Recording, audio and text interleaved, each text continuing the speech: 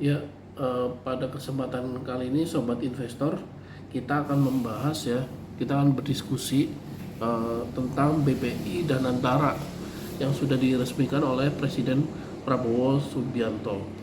BPI, kita bicara dulu BPI dan Antara nih. Jadi BPI dan Antara ini awal pembentukannya akan didanai sekitar 300 triliun oleh pemerintah Prabowo Subianto. 300 triliun ini berasal dari efisiensi anggaran kementerian lembaga, dan kedepannya modal dari BPI dan Antara ini berpotensi sekitar 14.000 triliun yang berasal dari aset-aset yang ada di BUMN yang dimiliki oleh BUMN. Jadi kemungkinan potensinya itu sekitar 14.000 triliun. Ya, semoga saja dengan modal yang cukup besar, ketika returnnya minimal lah, misalnya sekitar 10%, artinya negara akan mendapatkan pendapatan sekitar 1.400 triliun ya dari kinerja dari BPI dan Antara. Dengan 1.400 triliun itu ya lumayan ya, sudah sekitar hampir sepertiga dari APBN kita. Jadi kedepannya kedepannya itu sumber pendapatan dari APBN kita itu tidak hanya pajak, namun juga dari pengelolaan investasi yang dihasilkan oleh BPI dan Antara. Kemudian lalu respon dari masyarakat, terutama dari pasar saham. Nah, di respon dari pasar saham, seperti yang kita ketahui bahwa 2-3 hari ini saham perbankan cukup anjlok nilainya, kemudian juga IHSG juga turun di level 6.500.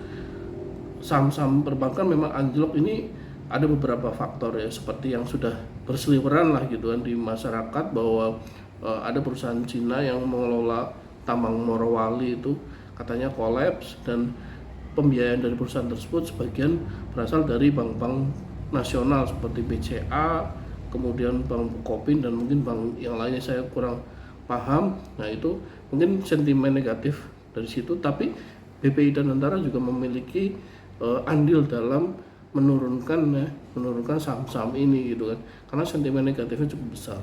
Kenapa demikian? Karena seperti yang kita ketahui bahwa perbankan nasional dan perbankan lokal ya, seperti bank-bank Aceh, Bank Jateng, Bank Jawa Barat, bank macam-macam, Bank Sulawesi dan sebagainya, itu pendapatan terbesarnya itu ya dari pembiayaan pembangunan proyek strategis nasional maupun daerah. Nah, masalahnya adalah kedepannya kemungkinan besar di era Presiden Prabowo Subianto, pembangunan proyek-proyek strategis nasional itu akan dibiayai oleh modal yang dimiliki oleh BPI dan Antara.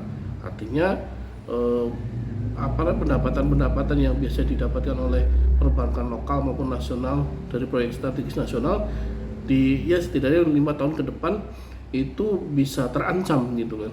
Nah, ini menjadi menarik nih, sentimen ini apakah akan berlangsung panjang atau hanya singkat saja. Jadi kita perlu waspada gitu kan, karena mungkin selama setahun ini kita akan melihat saham-saham perbankan itu akan di bawah level harganya murah gitu kan. Kalau dibilang investor yang suka motivasi itu ya ini harganya murah gitu kan. Jadi misalnya saham BRI gitu kan sekarang di level 3.700. Ini harga 3.700 ini sekitar 7 tahun yang lalu ya kita bisa beli saham BRI 3.700. Nah, jadi cukup murah ya dengan harga 3.700. Kemudian saham BCA juga turun walaupun mungkin PBV-nya masih tinggi.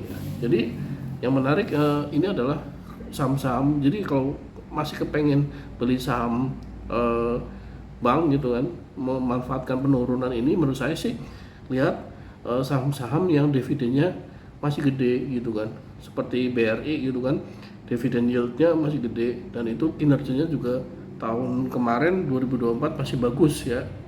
Ya setidaknya dengan kinerja yang baik, dividen yieldnya gede, turunnya nanti enggak lah sampai 2000 gitu kan.